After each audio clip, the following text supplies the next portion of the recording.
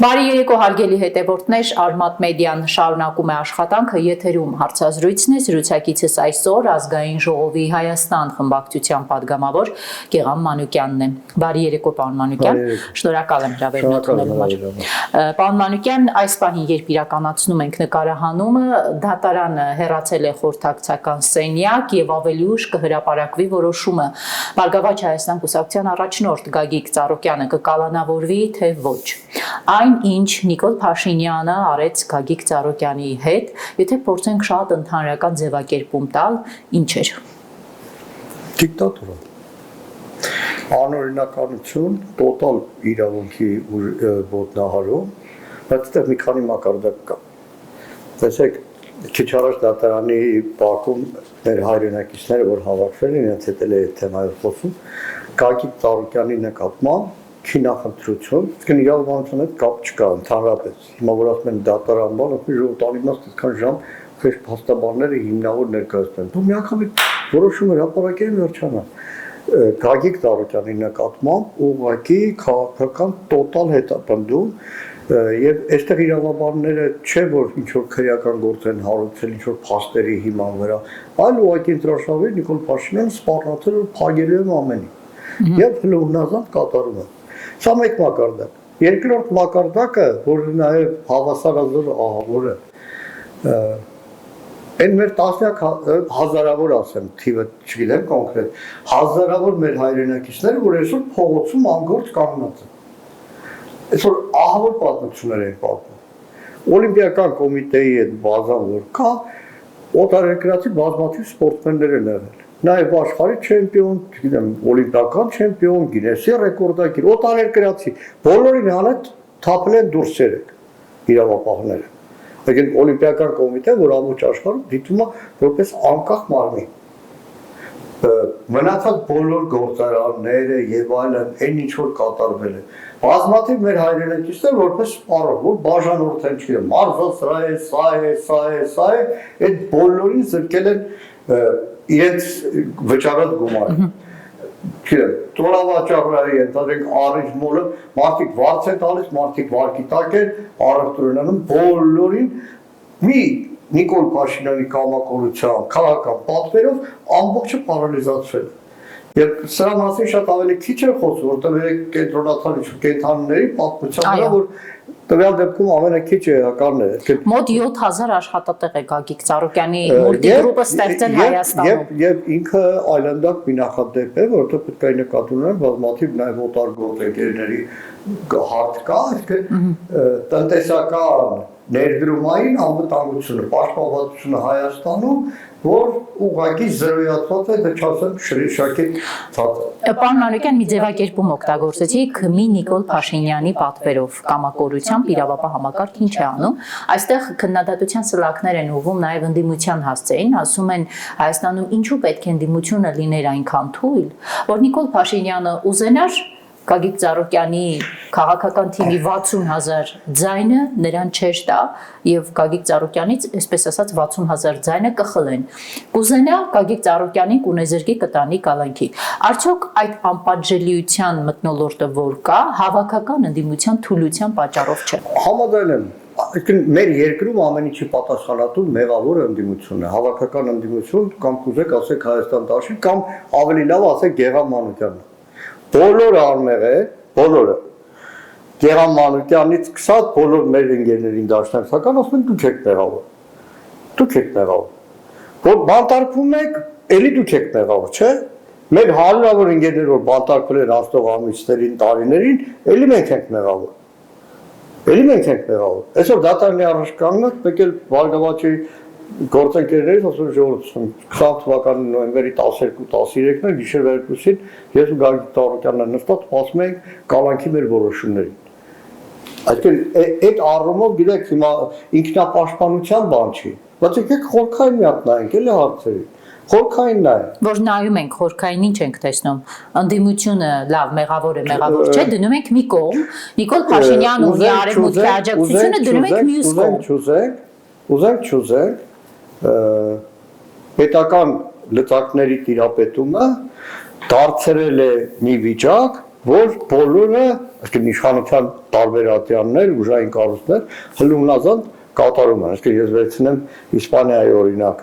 Ֆրանկոյի դեմ պայքարում ընդդիմությունը բոլոր գործիքը կազմել, ոչ միայն քաղաքական պայքարի մեթոդներն էր կիրառում, բայց Ֆրանկոյը երկար տարիներ մնում էր իշխանության, որովհետև այդ դիկտատորական ու հայաց համակարգը, որը կա, որը այսօր է։ Նայեք, երեկվա դեպքը այս բոլոր տարիներին իրավապահների հետ միշտ բախումներ են ունեցել, էլ քաղմաս չկա, քաղմասներում բոլորին անմազգանունով, բոլոր գաղութների աշխատողներին անմազգանունով անգիր գիտենք, բայց երեկվա այդ համատարած շուրջ 70 հաստատություն ու միաժամանակ խուզարկություն, այդ հազարավոր իրավապահներ, չգիտեմ, քննչական, հապեկի քննչական, այսինքն մի ավոր վիճակ, բայց բոլորը թքած ունեն օրենքի վրա, բայց կատարում է։ Առայժմ կատարում է Նիկոլ Փաշինյանի հրահանգները։ Ասացիք կար այժմ, իսկ երբ վանից չեն սկսի կատարել։ Տարբեր գործոններ կան։ Մեկ, որ հասկանամ, որ սա իրոք հետո պատասխանատվության հարց է, մի օր հասկանամ, որ չէ, կյանքում մենակ այդ մի քանի տարվա պաշտոնը չի, լուրջ դեմքով ինչ-որ ուսադիրներով գալիս են տարբեր դատական նիստերի դատախազության ու տարբեր ատյանների իրավապահները եւ նաեւ բնականաբար երբ որ լինի տոտալ հակազդեցություն, իսկ հիմա իրականում ընդդիմության խնդիրը խորհրդարանական ընդդիմությունի նկատի ունեն եւ նաեւ ոչ խորհրդարանական ընդդիմության խնդիրն է չերկնչել, չվախենալ, պատրաստ լինել ցանկացած զարգացման, բանտարկության քիչ առաջ հաղորդումից առաջ պատմում, այն օրը առօրյա ժամը 8-ին մեր դրան դուրս ծեծեցին, տղաս մի անգամ վեր թռավ, պապ եկավ։ Բացում հարևանուին ասում, խնդրում եմ, անեդան, առօրյա ժամը 8-ին մեր դրան դուրս մի ծեծի, որովհետև մենակ այդ ժամին մեր տուն իրավապահներն են բարբերաբար գալու։ Դուք, պարոն Մանուկյան, խոսում եք հակազդեցության մասին այդ համատեքստում։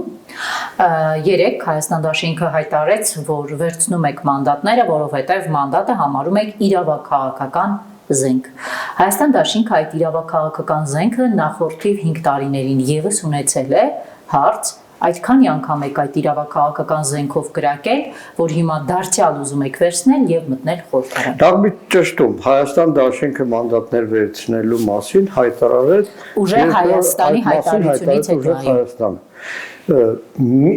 Պետք է անկեղծ էլի խոսեմ, այսինքն իրականում շատ անկեղծ ասեմ, էլի այս մի երկու օրվա հարցազրույցներում տպավորությունը թե որևէ բան չի հայտարարվել, նույն ընդդիմադիր ուժերը հայտարարություններ չեն արել, ինչ որ ճանապարհային քարտեզներ, ինչ որ նպատակներ, թիրախներ, մի տողով ամեն մեկը գրել է մանդատը վերցնում է ու դրանով սահմանափակում է։ Չէ, նույն Հայաստան դաշինքի հայտարարությունը ամենակիչ էական բանը այդ մանդատները վերցնել են, այլ այն հիմնական կետերը, որ նաև Հայաստան դաշինքը հայտարարել է, որ կրկնում է դրանից առաջ սահմանադրական դատարանի որոշումից հետո մի քանի կուսակցություններ ուժը Հայաստան, Բարգավաճ Հայաստան, Հայ ազգային կոնգրես կարծեմ դերեկել է ավելի համատեղ հայտարարություն, այսինքն այն հիմնական նպատակներ թիրախները։ Ինչ վերաբերում է 5 տարուն, եթե այսօր 21 թվականի ընտրությունների համեմատ 2-ից ավել անգամ աճել է ընդդիմության նաև տրված հավաքական ձայների քանակը, ես տոկոսային չեմ ուզի հաշվեմ գլուխել չեմ ուզի գովամ, մեծամտություններ չեմ ուզում անեմ, բայց կարծում եմ, որ այդ 5 տարվա նաև խորհրդարանի պայքարը ունեցել է իր արդյունքը, որովհետև ի վերջո ցանկացած խորհրդարան ընդդիմության դերն ինչ է, քողազերծել իշխանություններին, տարբեր իշխանական սխալները, հանցանքները, կոռուպցիան, չգիտեմ, հազար մի տեսակ անօրինականություններ եւ հնարավորության դեպքում վերել հասցնել արտահերթ խորհրդարանական ընտրությունների երկիրը։ Ցանկացած երկրում ընդդիմության դերը դա է։ Մեր մոտ չեղավ արտահերթ խորհրդարանական ընտրություններ, բայց պետք է հիշենք, որ 21 թվականին նույն Հայաստան դաշինքը հայտնվելով խորհրդարանում, այդ ժամանակ էլ նույն թեմաներ մանդատներ վերցնել չվերցնել, կարծես ամեն ինչ հանգիստ էր, խորհրդարանը ձևավորվեց 21 թվականին, ոնց որ պետք էր այդ խորհրդարանում ամբիոնի մոտ ելույթներով 5 տարի գնանք։ Մեկ էլ մի քանի ամիս հետո պայթեց փողոցը։ Նույն դիմադրության շարժման։ Հիմա դուք կարող եք ասել այո չհաջողեցին։ Արդյունքի այո չհասավ։ Բայց դիմադրության շարժումը իր մեծագույն դերն ունեցավ, նշանակություն ունեցավ։ Եվ ազգակործան ծրագրերի հետաձգման հետ կապված եւ նաեւ իշխանության որոշ առումով զսպվածության շատ առումներով ազդեցության հետ կապված բայց գիտեք եթե վերջնական արդյունքի չենք հասել հա կարող եք մեղադրել բայց վերջնական արդյունքի չհասնելու պատասխանատվությունը դնելով շատ ավելի մարդկանց ովքեր որ մտահոգ են դրանով շատ ավելի կարևոր է մտածել թե ոնց պետք է այդ վերջնական արդյունքի հասնել։ Պարոն Մանուկյան, այսինքն երբ ես հարցնում եմ, թե դուք ձեր ունեցած իրավաքաղաքական զենքով, մանդատով 5 տարվա ընթացքում քանի անգամ եք կրակել, դուք օրինակ մատնացույց եք անում դիմադրության շարժումը, որը ձևավորվեց։ Չէ, կրակել, եթե կուզեք հիմա իրավաքաղաքական կրակոց էսպես ասեմ։ Ազգային ժողովի ամբիոնից ելույթներով, հարցապնդումներով, հարցումներով, հազար մի տեսակ վեճերով, բանավեճերով, միջազգային ատյաններում Հայաստանում ժողովրդավարության վիճակի մասին բարձրաձայնումներով ինքը չերևացող այն բանն է, որ քաղաքացիների հետ շփման հնարավորություն է, այսինքն հիմա բանի համար գալստկայի համար չի եղել, ասենք ես գիտեմ Գորիսի ընտրությունների արդյունքում քանի մեր հայրենակցի, ասենք ասեմ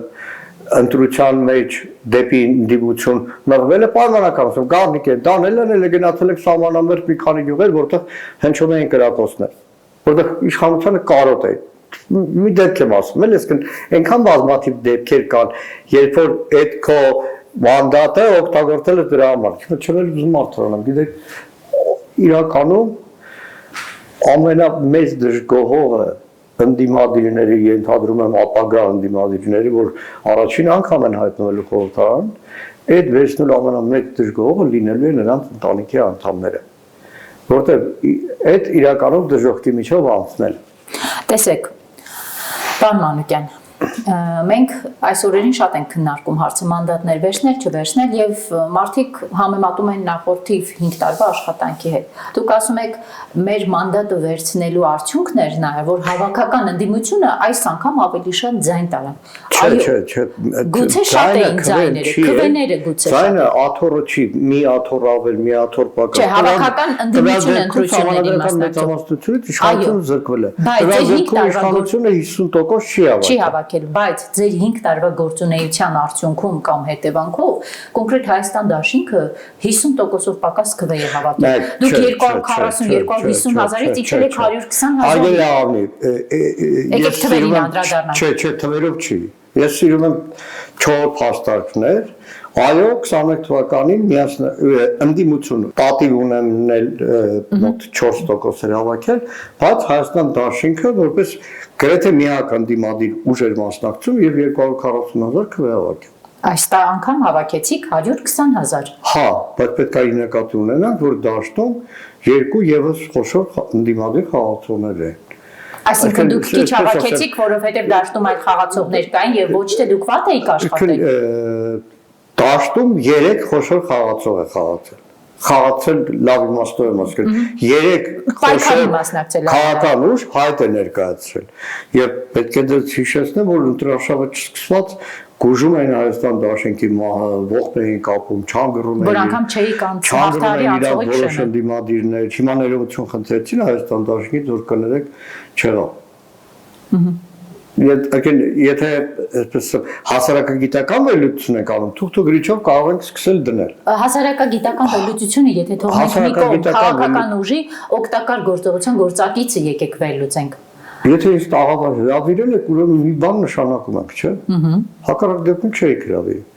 Չկա մտավախություն, պարոն Մանուկյան, որ առհասարակ ընդդիմությունը եթե շարունակի աշխատել այնպես, ինչպես աշխատել է, հաջորդ խորհրդանական ընտրություններին ընդհանրապես իսկապես անցողիկ շեմեր չի հաղթահարի։ Բնականաբար ամենաշատ դժգոհ սեփական աշխատանքից նույն մարդն է։ Դրա դեպքում ես իմ աշխատանքից եմ դժգոհ։ Բայց լավ, հույս ունեմ, որ նոր խորհրդարանում նոր դեմքեր կլինեն, որոնք շատ ավելի լավ կաշխատեն, բայց մի բան Հայաստան Դաշինքի հետ կապված ուզում եմ մատնանշել։ մեկ բացառություն եղել, որի մասին չեմ ուզում խոսել, մեր նորագույն 35 տարվա քաղաքական պայքարի մեջ, քաղաքական կյանքի մեջ միակ դեպքն է եղել, երբ որ որևէ դաշինք մտել է խորհրդարան, 5 տարի այս ամենածանր պայմաններում հազարով տեսակ սպառնալիքների տակ չի պառակտվել, դեռ ավելին հաջորդ ընտրություններին այդ նույն միասնական թիմով հանդես է եկել։ Պետք է նկատի ունենանք, որ այս խորհրդարանում Հայաստան դաշինքի ֆրակցիայում 2 հոգի է, որ նախորդ ֆրակցիայում չի եղել։ Շատ մեծ ցուցիչ է։ Դա քաղաքական ամրություն։ Քաղաքական ամրության հետ կապված թիմի առաջնորդի վերաբերյալ հարց ունեմ, պարոն Մանուկյան, Նիկոլ Փաշինյանը նախ քարոզարշավի ամբողջ ընթացքում սպառնաց Գագիկ Ծառուկյանին, հիմա տեսնում ենք նրա հետ ինչ է կատարվում, նա սպառնացել է նաև Ռոբերտ Քոչարյանին։ Թիմում ունեք պլան B, եթե երկրորդ նախագահ Ռոբերտ Քոչարյանին Նիկոլ Փաշինյանը որոշի հերթական անգամ կալանավորել։ Բայց Ռոբերտ Քոչարյանը ամբողջ կյանքը ցուցադրվեք, որ կոտրվող չի։ Ոնց որ մենք բոլորս պատրաստ եք այդ պլան B-ին դուք։ Հիմա հայ-ռուսական հարաբերությունների հետ կապված պարոն Մանուկյան, տեսեք, Նիկոլ Փաշինյանին ընտրություններից 1 ամիս անց անգամ Ռուսաստանի նախագահ Վլադիմիր Պուտինը չշնորհավորեց, բայց Նիկոլ Փաշինյանը դրանից չի նեղվել, գնացել է Ռուսաստան, Եկատերինբուրգում ինչ-որ ցուցահանդեսի է մասնակցել, երկկողմանի շփում է տեղի ունեցել Նիկոլ Փաշինյան Ռուսաստանի վարչապետ Միշուստինի հետ, Միշուստինը ի դեպ անգամ հրապարակավ նրան չշնորհավորեց, եւ մենք լսում ենք այնտեղ Նիկոլ Փաշինյանի խոսքը, որ ունի ցանկություն աշխատելու ԵԱՏՄ-ի հետ, Ռուսաստանի հետ, բայց դրանից օրեր առաջ մեզ մոտ էր Ուրսուլա ֆոն դեր Լայնը, Եվրահանձնաժողովի նախագահը, լսում էինք նաև Եվրամիության հետ ջերմ աշխատանքային հարաբերություններ հաստատելու մասին։ Այս երկակիությունը ինչի մասին է խոսում եւ ուր է տանում Հայաստանը։ Իրականում մեր երկրի տունը քանդեց այդ Նիկոլ Փաշինյանի քաղաքականությունը, որ գավառական շուշտրի նման ամեն մայրաքաղաքում մի բան էր ասում, բայց absolut եթե ռապսը մոտս դիներ կմիացներ Նիկոլ Փաշինյանը խորհրդարանական առաջ քարոզարշավին, որ ճղճղոցով գոռում էր ուրիշ երկրների կոշիկներն եք լիզում, հիմա տեսնում ենք լիզողը։ Ամենտեղ գնում է վիզը ծռած, ամեն մեկին մի բան խափում է։ Դեք այս մի քանի օրերին այս Ծիրան օպերացիան եվրոպացիների ակամայից ինձ հիշեցնում է Վրաստանի գինի, որ եվրոպացիների Վրաստանին դեպի ամբողջությամբ Ռուսաստանի ծիրից հանելու հիմնական թեման, որ վրացական գինի նման աշխարհում հրաշք գինի չկա եւ այդ գինին ամբողջությամբ կտանենք Եվրոպա։ Եվ կյանքը ցույց տվեց, որ այդպես չի, եւ հիմա Վրաստանի արտահանման ծավալները դեպի Ռուսաստան այն ծավալները, որ կա աստղաբաշխական են եւ երբեք չես համեմատի Եվրամիության հետ։ Իրականում, այսպես ասեմ, միշտ էլ է դա եղել Նիկոլը։ Բայց փաստորեն նրան թույլ է տրվում անընդհատ երկակիությամբ խաղալ։ Մոսկվայի դիրքորոշումը այս անգամ կարծես մի քիչ ավելի ոնց որ բան է, ոնց որ տարիներ շարունակ բաներ, այդ Նիկոլի գավառական շուշտրություն դեր էր ունենում, հիմա շատ ավելի հստակ է դրված, որտեղ հասկանում են գնացքը գնալու վրա է, որտեղ եվրոպացիներն էլ հասկանում են, որ շատ կարճ է ժամանակը եւ Նիկոլ Փաշինյանը հիմա վճարում է այն գինը, որը ինքը խոստացել է եւ Եվրամիությանը, եւ Թուրքիային, եւ Ադրբեջանին, ընտրություններում վերարտադրվելու հարցում իրեն աջակցելու համար։ Եվրամիության կողմից աջակցությունը նկատի ունի։ Այո, այսինքն Հայաստանում ավելի մեծ արտաքին միջամտություն, քան եվրոպական առաջնորդների համաժողովներ Երևանում, հետո Մակրոնի պաշտոնական այցներ Երևանում, առողջ գիշեր ինչ-որ այս իշխանություններին դիֆերաններ ձոնել եւ բոլոր անօրինականություններին, հակաօրինական գործողությունների աչք փակելը դրանից ավել չկա։ Նույնը վերաբերվում է Թուրքիային, նույնը վերաբերվում է Ադրբեջանին, այն այսպես ասեմ, տաքացնել Նիկոլ Փաշինյանին, որ ժողովրդին թմբրացներ, որ վերջ Ադրբեջանի ոնց որ հարցերը լուծել։ դնում են, որ չի լուծվում։ Ինչպես չի լուծվել, որովհետև նույն իշխանությունը պնդում է, որ խաղաղության պայմանագիր կստորագրեն, սահմանի գրակոց չկա, առևտուրն էլ կամաց-կամաց կանեն։ Խաղաղության պայմանագիր։ Դուք ուզում եք ամեն ինչ եւ միանգամից, պարոն Մանուկյան։ Այսինքն ի վերջո իրականությունը հետեւյալն է, մի տարի առաջ նախաստորագրել է։ Ուր է, որովհետև գին պետք է վճարի դրան։ Ինչ գին պետք է վճարի։ Այդ համանadrության փոփոխությունը, որը տվյալ դեպքում այս խորհրդարանը Նիկոլ Փաշինյանը որպես նախագիծ հարակրվեի չի Բայց համանadrությունը տալիս է հնարավորություն գնալ 200,000 ստորագրություն հավաքել, կան նաև այս տարբերակը։ Այդտեղ դեր ունի նաև ընդդիմությունը, այդտեղ դեր ունի իր քարոզությունը, ոչի քարոզությունը, մարդկանց պարզ ասելը եւ կարծում եմ այդտեղ դա խորհրդարանական ընտրություններ չեն, որտեղ մեկը գեղամի ակնոցները հավանի, մեկը գեղամի քիթը հավանի կամ չհավանի, այլ տվյալ դեպքում հարցը դրված է շատ ավելի անկյունակար է անկախության հռչակագիրն սահմանադրության մեջ, որ նախագիծը այդպես էր խոստանում էին մարտին հրապարակել մինչև հիմա չեն հրապարակել։ Ինչով է պայմանավորված իդեպ այդ ձգձգելու գործընթացը։ Ենթադրելի է, որ այն փոփոխություններ, որ իրականացվել են մեր արժեքային համակարգին հարված հասցնող, մարդկանց մեջ կայք է լինելու եւ այդ կայքի բռնկումը խաղում են ավելի ուշ ժամանակ։ Նիկոլ Փաշինյանը մի հայտնի ֆրազա ունի, չեք ուզում դուրս եկեք փողոց հեղափոխություն արեք։ Կարծում եք նույն մեխանիզմը չի գործարկի։ Դրա պատասխան մի քանի անգամ տվել եք։ Այդ երեկվա ոստիկանական այդ հազարավորներին թող օրենքի շրջանակներում պահի տնանք ինչ անում մարդ։ Եկա անկեղծ ասեմ, այս մտոլորտը, որը կա, հիմա ես որևէ մեր հայրենակցի չեմ մեղադրում, բայց տեսեք, նույն դիմադրության ժամանակ ես հարյուրներով եմ տեսա, հարյուրներով մի օրվա մեջ քաղմասներով, հաջորդ օր այդ բոլոր մարդիկ կանգնած են։ Այդ հիմա այն համատարած վախը, այդ անտեր հեռախոսը, որ բոլորը կարծում են իրանց հեռախոսը լսում է, տաքսի եմ լսում, տաքսով արարծած ցույց է տալիս հեռախոսը, լիքը բան ունի ասելու, բայց չեմ ասի, համատարած է, այդ տոտալ ոստիկանական երկրի քեզ գաղտնալսում են, ֆրազը բոլորի ուղեղում է։ Դա է ընդդիմությանը հետ պահում գեներացնել եռացող փողոց, փողոցային պայքար, որովհետև այս օրերին իշխանությունն ասում է, թե ձեր ձայները գողացել են դուրս եկեք փողոց։ Ես նորից վերադառնում 22 թվական։ Ի վերջո այդ նույն քաղաքական դաշինքներ 21 թվականի ընտրություններից հետո, որ սեպտեմբերին կամ հոկտեմբերին նույնը պետք է աներ, ինչ որ եղավ 22 թվականի գարնան, բայց ինքը նաև նպատակ ունի, նպատակարարություն ունի գործիքների կիրառում։ Որոնք հեռուստատեսային տաղավարներում չեն քննարկում եւ ճիշտ է որ չքննարկվեն։ Պարոն Մանուկյան, Հայաստանում փողոցային պայքարով իշխանափոխության հասնելու սցենար իրեն չի սպառել, ես սա հարցնում եմ,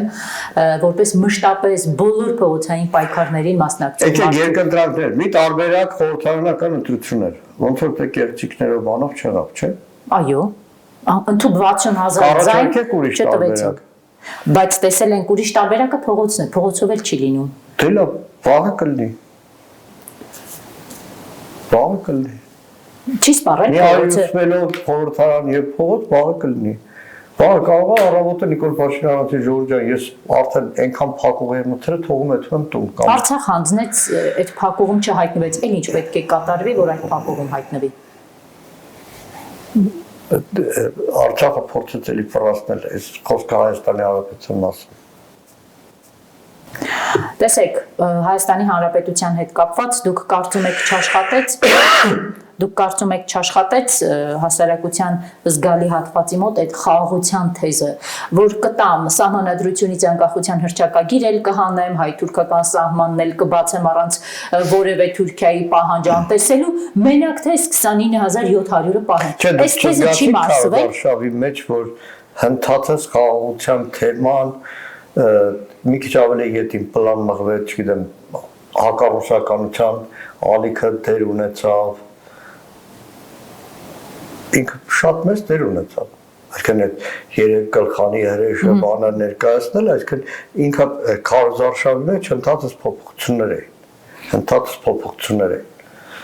Այսինքն ես ճիշտ եմ հասկանում, պարոն Մանուկյան, որ ընդդիմության համար տրիգեր դառնալու է սահմանադրության փոփոխությունը նույն փողոցային պայքարի ելնելու եւ դա ավարտին հասցնելու համար։ Սահմանադրության փոփոխությունը։ Թեմաներից մեկն է։ Թեմաներից մեկն է։ Մյուս թեմաները որոնք են։ Շատ թեմաներ կան։ Շատ խոստումներ է տվել, որոնք պետք է ցավագին իրականացնի եւ բնականաբար դրանք դեր ունեն։ Եվ պարոն Մանուկյան, վերջում որպես խորհրդարանում Մոռանում եք, ես 2.5 տարի բանտում նստած եմ, լիքը արձակնություններ եմ տեսել։ Եվ պարոն Մանուկյան, վերջում դուք որպես 5 տարի խորհրդարանում ընդդիմադիր падգամավոր աշխատած մարդ, վերջին 5 տարի նկատի ունեմ, ԿՊԱ-կանների հետ մշտապես կռիվների մեջ հայտնված, ԿՊԱ-կաններին հակադարձած падգամավոր։ Ձեր վերջին այս 5 տարվա փորձը հաշվի առնելով, դուք ինքներդ այն նոր խորհրդարան եկող ընդդիմադիրներին ինչ խորհուրդ կտաք։ Ամենակարևոր, ամենաառանցքային բաները որոնք են, որ կուզեք նրանց ասել։ Չէ, տեսախցիկների առաջ չեմ ասել, բայց մի բան կուզեմ ասել։ Պինդեղեք, ինչպես Հայաստան դաշինքը պինդեղը։ Ամենակարևոր բանը։ Դրանով կհաղթենք իրար։ Շնորհակալ խորհրդարանական գործունեության հետ կապված մի հատ կուրիոզ բան ասեմ։ Մենք Քարոզարշավի շրջանակներում Վայոց ձոր են գնացել։ Խաչիկ գյուղից մեկ էլ ասում պարոն ջան, գիտես որ ԿՊԱ-կանները քեզ են մեղադրում մեր գյուղապետարանի նիվեն բանանելու համար, վերցնելու համար, ասեմ ինչի։ Ասում ԿՊԱ-ի падգամավորները եկել են, մարդիկ բողոքել են, որ Խաչիկ գյուղ, Սավանամերձ գյուղ, Սարիքալին, որտեղ հերոսական պաշտպանություններ իրականացրել դեռ 90 թվականի հունվարից, ասել են ավտո մի հատ գյուղապետարանի նիվերներ տարան ԿՊԱ-ի падգամավորներից մեկը ասել է դրա մեղավորը Գեղամ Մանուկյանն է, որովհետև նախանցած տարի պարլամենտում Նիկոլի Պատավատապետությունից խոսած, դրա համար ավտոները կրճատեցին։ Ավելացան Նիկոլ Փաշինյանենց թիմի նոր թարմ դասի падավատները։ Շնորհակալ եմ, պարոն Մանուկյան։ Շնորհակալ եմ հրավերամը։ Հարգելի հետևորդներ, հիշեցնեմ Արմատ մեդիայի եթերում զրուցակիցս Գեղամ Մանուկյանն էր, կհանդիպենք վաղը։